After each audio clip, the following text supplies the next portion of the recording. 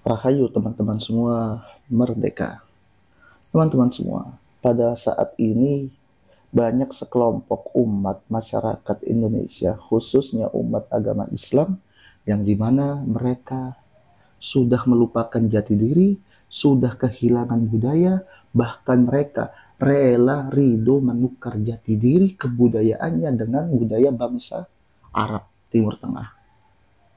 Mereka dengan sadar, bahkan dengan bangga melakukan itu, ditambahi dengan dalil bahwa ini adalah kebudayaan Islam. Subhanallah.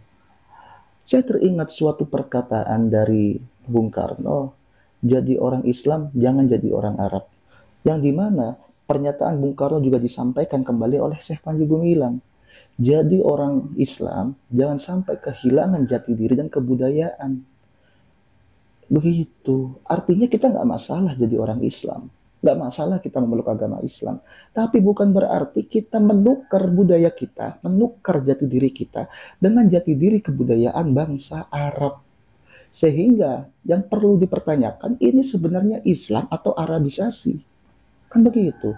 Oleh karena itu terus saksikan di Celoteh Bukudin, kita akan bahas dengan tema Islamisasi atau Arabisasi. Oke, kita bahas. Nah, teman-teman semua, banyak para pemuda masyarakat yang nggak sadar akan hal ini.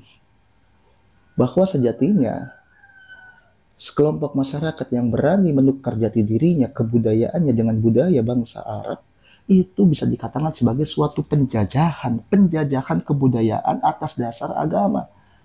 Bahaya itu. Jadi masyarakat Indonesia dijajah oleh budaya-budaya orang Arab, ya, dengan menggunakan dasar-dasar agama, kemudian disebarluaskan oleh para dai-dai mereka. Subhanallah. Kita lihat di masyarakat, teman-teman. Contoh dalam hal berpakaian. Teramat banyak masyarakat pemuda yang enggan menggunakan baju batik. Enggan mereka pakai itu. Mereka lebih suka pakai gamis, ya, pakai imamah, terus jenggotnya dipanjang-panjangin. Subhanallah. Lalu mereka menyatakan dengan berani, dengan congkak, oh bahwa ini adalah budaya Islam, ini adalah ajaran Islam. Jadi pakai gamis itu adalah ajaran Islam. Subhanallah. Nah inilah kalau orang-orang yang nggak merdeka dalam beragama, yang beragama tidak menggunakan akal, akhirnya diakal-akalin oleh para pendakwah. Subhanallah. Jadi gini teman-teman semua, untuk masalah gamis, lalu sorban dan sebagainya, ini bukan budaya Islam.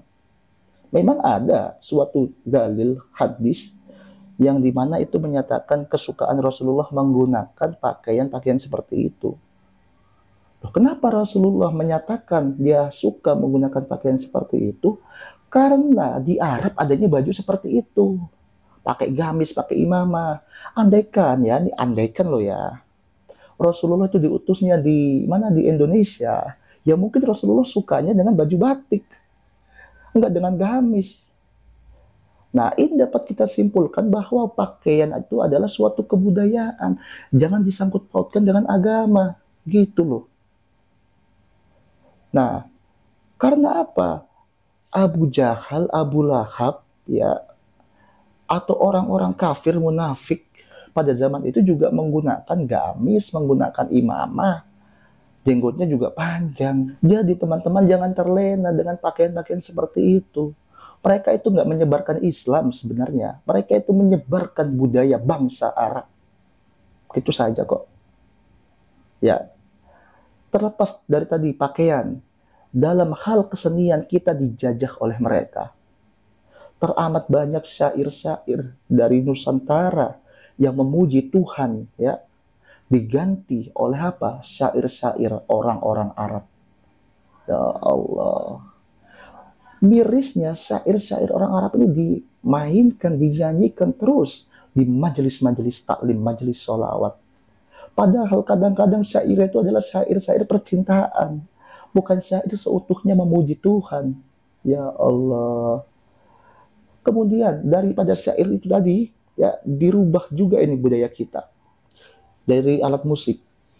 ada gamelan, keroncong, lain sebagainya, ini diubah menjadi apa? Hadroh, marawis, darbukaan, begitulah.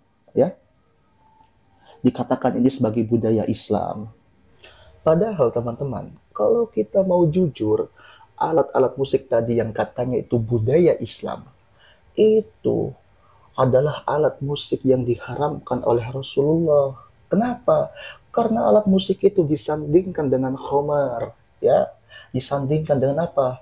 Tari perut, sehingga Rasulullah mengeluarkan suatu hadis yaitu mengharamkan musik. Begitu. Sekarang malah dikatakan sebagai budaya Islami. Islam dari mana? Sejak kapan itu alat musik masuk ke dalam Islam? Kapan syahadatnya? Ya Allah. Tidak lepas daripada alat musik saja. Bahkan dalam hal makanan, kita pun dijajah. Nasi kebuli contohnya. Dan masih banyak yang lain. Sedangkan para UMKM yang menjaga budaya makanan kita, mereka harus terlepas ya, dipinggirkan ke pinggir-pinggir jalan. Ya Allah ya Karim. Itulah teman-teman semua yang menurut saya adalah suatu penjajahan kebudayaan. Sehingga perlu dipertanyakan, sebenarnya yang di Indonesia ini itu apa? Islamisasi apa Arabisasi? Kok semuanya harus mencontoh Arab? Bagi saya sendiri pun, ya mohon maaf, bangsa Arab itu bukanlah bangsa yang mulia. Bangsa Arab adalah bangsa jahiliyah. Hingga Tuhan mengutus Nabi Muhammad di bangsa Arab. Karena apa? Saking jahiliyahnya di sana, saking gobloknya di sana. Maka diutus Rasulullah di sana. Sekarang kita malah ikut-ikutan Arabisasi. Astagfirullahaladzim. Dalam Al-Quran sendiri pun teman-teman semua, sejatinya Al-Quran ini adalah teguran untuk orang-orang Arab. Itu Al-Quran itu sejatinya ayat-ayatnya adalah menegur orang-orang Arab. Karena dikatakan Al-Quran solihul zaman wal makan, ya. Lalu dikatakan juga dalam Al-Quran adalah Rasulullah diutus untuk seluruh alam, maka Al-Quran diberlakukan sebagai universal.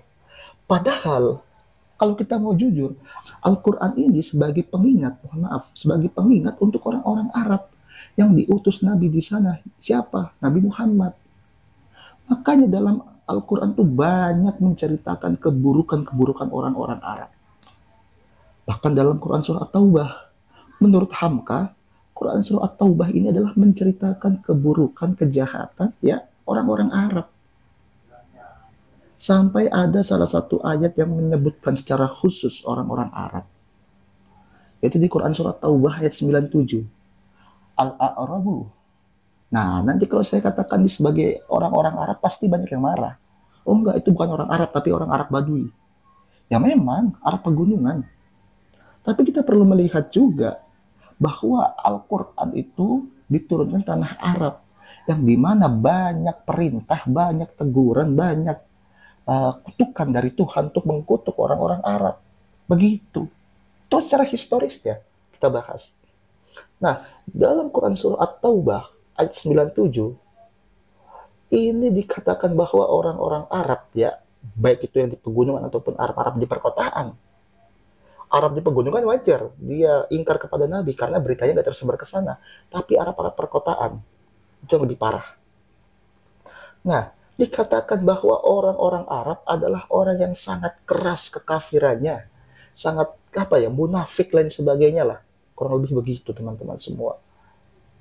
Lalu saat ini tiba-tiba kita berkiblat dalam beragama, berkiblat kepada orang-orang Arab.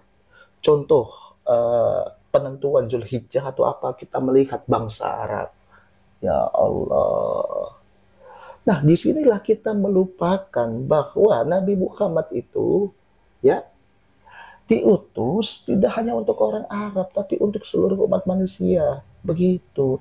Oleh karena itu, bukan berarti orang Arab ini kita jadikan sebagai rujukan, jadikan sebagai pujakan. Ya, bukan. Kalau orang Arab kita jadikan pijakan, mohon maaf, terlalu banyak orang-orang Arab pada zaman Nabi itu yang jahiliyah, yang kafir, fasik, munafik. Banyak. Bahkan Abdurrahman bin Muljam yang pembunuh Imam Ali, itu adalah seorang hafiz Al-Quran, ya Allah. Tapi dia membunuh Imam Ali. Itu orang Arab.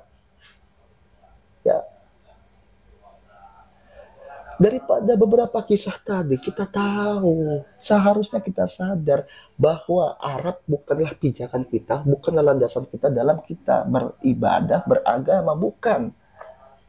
Adapun Nabi Muhammad diutus di tanah Arab itu, ya karena orang-orang Arab ini orang-orang munafik, jahil, fasik.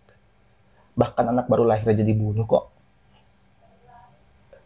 Ya Allah ya Karim.